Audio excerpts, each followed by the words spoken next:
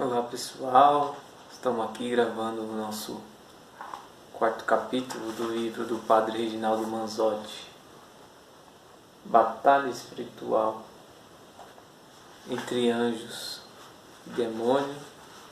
Eu venho confessar a vocês, é uma batalha mesmo, é vídeo que some, é apaga do celular, é celular que trava, a gente não consegue editar. São lutas e lutas que a gente vai travando aí contra o inimigo, né?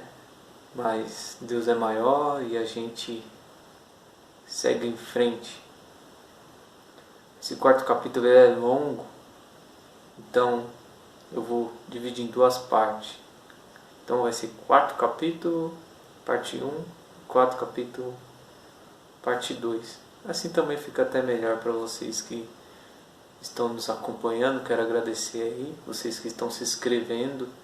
Logo vou passar as orações de exorcismos fundamentais em nossas vidas, que vai ser só no canal. Então você do grupo Vida Cristã, aproveita aí, se inscreve no canal, né? Quero agradecer todo o carinho de vocês. Deixe seu comentário, deixe perguntas. Vou estar respondendo todas as perguntas que vocês tiverem, todas as dúvidas eu estarei lá respondendo, tanto no Facebook como no canal, tá bom? Então não vou esticar muito.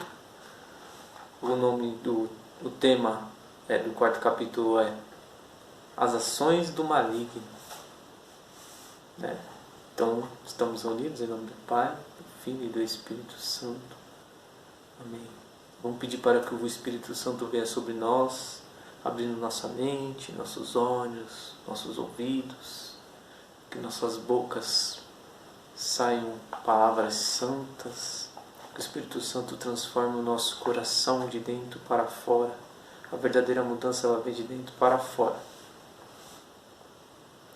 Então vamos pedir para que o nosso anjo da guarda desça sobre este lugar, sobre a sua casa, sobre a sua vida. Que o Espírito Santo entre no seu quarto, né? Pessoas que sofrem de insônia, peça para que o Espírito Santo venha neste momento sobre você, ao deitar, ao se levantar. Peça sempre o auxílio do anjo da guarda. Santo anjo do Senhor, meu zeloso guardador, se a ti me confiou a piedade divina, sempre me reges, me guarde, me governe, me ilumine. Amém. Então vamos lá. Seu mundo inteiro está sob o poder do maligno. 1 João 5, versículo 19. A batalha espiritual não é imaginária. Não conseguimos enxergá-la como as guerras transmitidas diariamente pela TV e pela internet, mas ela também está em curso. Como parâmetro comparativo, podemos pensar que, embora nós não enxergamos o ar, ele constitui um tipo de matéria, não podemos ignorar a sua presença. Assim, nossa alma existe e interage no mundo espiritual, tal como nosso corpo físico se movimenta no mundo natural. Jesus disse: convertei-vos, porque o reino dos céus está próximo. Mateus 4, versículo 17. Jesus Cristo veio trazer o reino de Deus e nós somos chamados a construí-lo. Por sua vez, implica enfrentar o reino oposto, o reino de Satanás. Ele não é invencível, mas vem sendo fortalecido. É onipresente. Deus é onipresente, o diabo não. Por isso ele tem uma multidão de demônios que agem em seu nome. Já como expliquei, ele também não é infinito. Possui grande poder, mas não passa de uma criatura. O padre Gabriele Amorti, falecido em setembro de 2016, renomado exorcista italiano, escreveu vários livros sobre este tema em entrevista disponível ao portal Catolicismo Romano. Ao ser questionado sobre como o demônio faz para seduzir o homem, ele respondeu que é uma estratégia que se repete e consiste em levar a crer que o inferno e o pecado não existem, sendo apenas mais uma experiência de vida. O que é malefício? Isso é uma pergunta. O que é malefício? O Padre Amorth faz alguns esclarecimentos sobre o assunto em seus livros. O Padre Reginaldo Manzotti comentando sobre esse Padre Gabriele Amorth, contando algumas coisas que ele tem no livro ali. O Padre Amorth faz alguns esclarecimentos sobre o assunto em seu livro, alguns dos quais já foram usados como fonte de pesquisa em um dos capítulos da obra de minha autoria, intitulada Milagres. Segundo o padre, malefício é um mal provocado por intermédio do demônio, identificado e categorizado conforme as finalidades envolvidas, como os modos e métodos, meios de realizações. O exorcista desenvolveu um guia útil, elaborado com base em vários autores e reflexões pessoais, realizada à luz dos casos diretamente abordados. Assim, malefício apresenta as seguintes características relacionadas à sua finalidade: amatório, para favorecer ou destruir relação de amor com uma pessoa; benéfico, para provocar mal físico, psíquico, econômico ou familiar; amarração, para criar impedimentos à ação, aos movimentos e a relações em geral; transferência, por meio de fantoche ou fotografia, para provocar tormentos a uma pessoa que se quer atingir; putrefação, para provocar um mal mortal, estimulando a decomposição e apodrecimento da matéria orgânica, restos de animais; possessão, para introduzir uma presença diabólica na vítima e causarem males físicos e psíquicos. Os modos para a realização do malefício, por sua vez, podem ser definidos como direto, mediante um contato com a vítima com o objeto portador do mal, quando a pessoa come ou bebe algo que sofreu malefício; indireto, por meio de ação maléfica realizada sobre um objeto que representa a vítima. Quanto aos métodos, são elencados os seguintes: espetar e torturar com alfinetes, pregos, martelo, pontas, fogo, gelo, atar ou amarrar laços, nós, tiras, fitas, faixas, aros; putrefazer animal utilizando como objeto ou símbolo, depois de ter enfeitiçado; amaldiçoar determinada pessoa, foto dela ou outro símbolo, e realizar culto satânico ou missa negra, com o objetivo de prejudicar alguém. Já os principais meios utilizados são feitiços, utilizado fantoches ou carne com alfinetes, ossos de mortos, sangue, sapos, galinhas, objetos amaldiçoados em geral, presentes, plantas, almofadas, bonecas, fitas, talismãs, olhar, o tal mal olhado, toque com as mãos, abraço, telefone, querem silêncio quer com um sopro ou de outra forma. O Padre Amorth cita ainda especificamente as seguintes formas do malefício: a magia negra, a feitiçaria e os ritos satânicos, que têm o ponto culminante nas missas negras. O ponto em comum entre essas práticas é a intenção de fazer o mal a uma pessoa determinada por intermédio de fórmulas rituais, por vezes complexos, invoca o demônio, mas sem fazer uso de objetos particulares. Aquele que se dedica a tais práticas torna-se servidor de Satanás. Mas por sua própria culpa, adverte o Padre Amorth, as maldições trata-se de um presságio mau, cuja origem está em Satanás. São realizados com perversidades e implicam a existência de laços de sangue, parentesco. O que maldiz é a vítima da maldição, podendo gerar péssimas consequências. Presta atenção nisso. Os pais têm poder de bênção e de maldição, como ensina as Sagradas Escrituras. Tome muito cuidado, você pai, você mãe, naquilo, nas palavras que são proferidas para os seus filhos.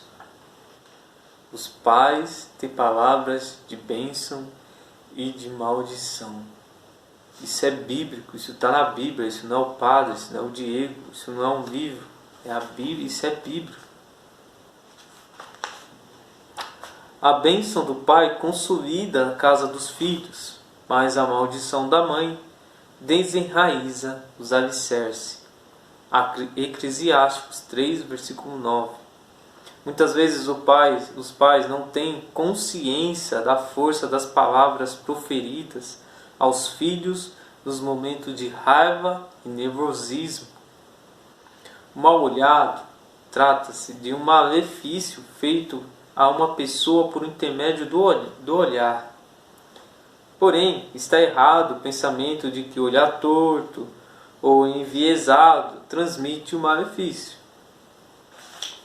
Este somente se consolida quando acompanhado da intenção de prejudicar alguém com a intervenção do demônio. Ainda se pergunta, segundo o Padre Amorth, tal fenômeno é possível, mas ele mesmo nunca encontrou um caso seguramente comprovado. Esse tal do mal olhado que as pessoas falam, né? Ele diz que é possível, Padre Amorth, especialista em exorcismo. Nós estamos falando aqui com padres que tiveram frente a frente ali com o inimigo e ouviram palavras da boca dele. Ele diz que é possível, mas ele mesmo nunca encontrou um caso seguramente comprovado. Bruxaria, também chamado trabalho ou despacho, é sem dúvida o meio mais utilizado para causar malefícios.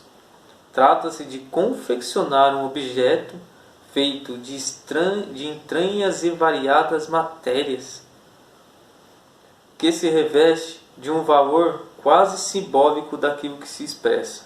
No caso, o desejo de Satanás é concentrar a sua força maléfica em algo palpável. A bruxaria pode ser aplicada do modo direto. Por exemplo, ao preparar intencionalmente para quem se pretende atingir alguma bebida ou alimento em que foram misturados ingredientes típicos dessa prática, como sangue, ossos de morto, pós, entranhas de animais, ervas especiais e etc. Ainda sobre a bruxaria, vale explicar que sua eficácia maléfica não depende tanto das matérias que são utilizadas, mas sobretudo o desejo de prejudicar alguém com a intervenção do inimigo. Esse desejo se expressa nas formas pronunciadas durante a preparação de tais misturas. Não é o ingrediente, é o ritual. A bruxaria também pode ser aplicada de modo indireto quando é praticada sobre objetos que pertencem à vítima, em especial fotografias, roupas e outros itens pessoais. Além de figuras representativas como bonecos, estatuetas, animais, isto é chamado de material de transferência, o qual é marcado com os males correspondentes aos que se quer infligir à pessoa em questão. Espetar e torturar os objetos com espinhos, alfinetes, facas, pregos nos locais do corpo que se quer martirizar é o método clássico desse malefício. Merece explicação igualmente a bruxaria realizada sob forma de amarração. Quando a figura utilizada na transferência recebe amarras especiais com cabelos ou com tiras, visando impedir o desenvolvimento de partes do corpo, sobretudo a capacidade mental, prejudicando o estudo e até o trabalho. Sobre os malefícios, o Padre Amorth ressalta: embora o que eu escrevi se fundamente na minha experiência direta, não é necessário acreditar ingenuamente nos malefícios, particularmente que não são feitos sob forma de um feitiço. Trata-se sempre de casos raros. Um exame atento dos fatos revela muitas vezes que causas psíquicas, sugestões, falsos medos estão na origem inconvenientes e lamentável. Acrescentaria que, muitas vezes, os malefícios não atingem a sua finalidade por várias razões. Você que está vendo esse vídeo, tá, meu Deus, nossa, não. Calma. Porque Deus não permite, eu vou começar de novo, tá, para você. Então, acrescentaria que muitas vezes os malefícios não atingem a sua finalidade por várias razões. Porque Deus não permite, porque a pessoa visada está bem protegida por uma vida de oração e de união com Deus. Porque um grande número de bruxos são incapazes ou simples aldrabões, porque o demônio é o mesmo mentiroso desde o princípio e engana os seus próprios seguidores. Tá bom? Não precisa ter medo de ir na casa de alguém, tomar um copo d'água, não é isso. Por isso que é importante o conhecimento. Ver o vídeo, prestar muita atenção. Você que está com sono, põe no fone de ouvido e ouça como áudio, não precisa estar vendo a imagem, mas preste atenção nisso que eu estou falando, que é muito importante. E mais, seria um gravíssimo erro viver no terror de receber um malefício. Aí, acabei de falar. É erro. Afinal de contas, que Deus nós servimos? Não está indicando em nenhum lugar da Bíblia que é preciso ter medo do demônio. Diz que devemos resistir-lhe, ficando com a certeza de que ele fugirá de nós. Diz que devemos estar vigilantes contra os seus ataques e sólidos na fé, beneficiando-nos da graça de Cristo, que esmagou Satanás com sua cruz. Temos a intercessão de Virgem Maria, inimiga de Satanás, desde o início da humanidade, e temos os apoios dos anjos e dos santos. Sobretudo, temos o sinal da Trindade que foi nos impresso no batismo. O batismo é aquela marca indelével. O batismo é aquela marca que não pode ser arrancada de nós. É aquela marca que não está no mundo espiritual. os espíritos enxergam a marca do batismo. Nós, na humanidade, não sabemos quem é batizado ou não, mas no mundo espiritual, sim. A nossa marca indelével jamais será arrancada. E falando de batismo, você que foi batizado na igreja evangélica, você que é católico, foi batizado na igreja católica e vai para uma igreja evangélica, quer ser batizado na igreja evangélica, amados irmãos e irmãos, o batismo é um só. Você foi batizado em nome do Pai, do Filho e do Espírito Santo. Você não precisa ir para uma outra doutrina e se batizar de novo, porque você já carrega a marca do batismo com você.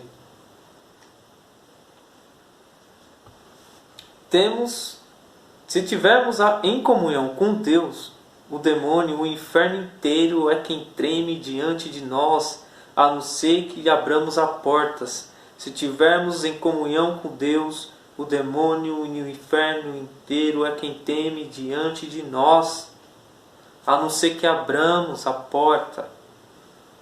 Quem me acompanha todos os dias no programa de rádio, isso é o Padre Reginaldo Manzotti falando, experiência de Deus, sabe que eu enfatizo as mesmas recomendações do Padre Amorte sempre que tocamos nesse assunto.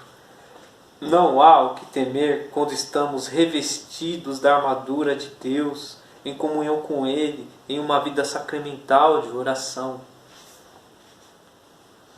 Sobre as influências de Satanás, já citei em um dos capítulos do meu livro Milagres, mas vale a pena retomar sob a luz dos ensinamentos do Padre Gabriel Amorte. São apontadas as seguintes influências para não incorrer em erro de interpretação, transcrevo na íntegra. Distúrbios externos. Indicamos assim aqueles sofrimentos unicamente físicos, pancadas, flagelações, empurrões com várias sequências, quedas de objeto, que encontramos na vida de certos santos, como Santa Cura d'Ardes, São Paulo da Cruz, São Padre Pio de Pietrelcina. São menos raros que poderia parecer. A impressão é a de que o demônio age permanecendo do lado de fora da pessoa. Se por acaso fosse encontrada uma ação a partir de dentro, trata-se-ia de uma presença somente provisória, limitada à duração daquelas perturbações. Possessões diabólicas. Essa forma mais grave e comporta a presença permanente do demônio de um corpo humano. Embora a ação maléfica não seja contínua, as crises alternam com momentos de repouso, implica manifestações temporárias e de bloqueio mental, intelectivo e volutivo. Podem desencadear reações violentas a conhecimento de línguas desconhecidas a pessoas, força sobre-humana, conhecimento de coisas ocultas e do pensamento alheio. É a típica aversão ao sagrado, essencialmente acompanhado de blasfêmias. Mas é preciso estar bem prevenidos sobre as camuflagens diabólicas. 25 minutos está dando aí? Eu vou fazer a segunda parte, tá bom? Eu vou parar por aqui e aí vou fazer a segunda parte para vocês, para não ficar um vídeo longo, que tem bastante conteúdo e não é bom tirar. Não é bom tirar, são coisas boas que valem para o nosso dia a dia. Então até amanhã com o quarto capítulo, parte 2. Deus abençoe o seu dia, sua vida. E amém. Deus proteja a nós todos.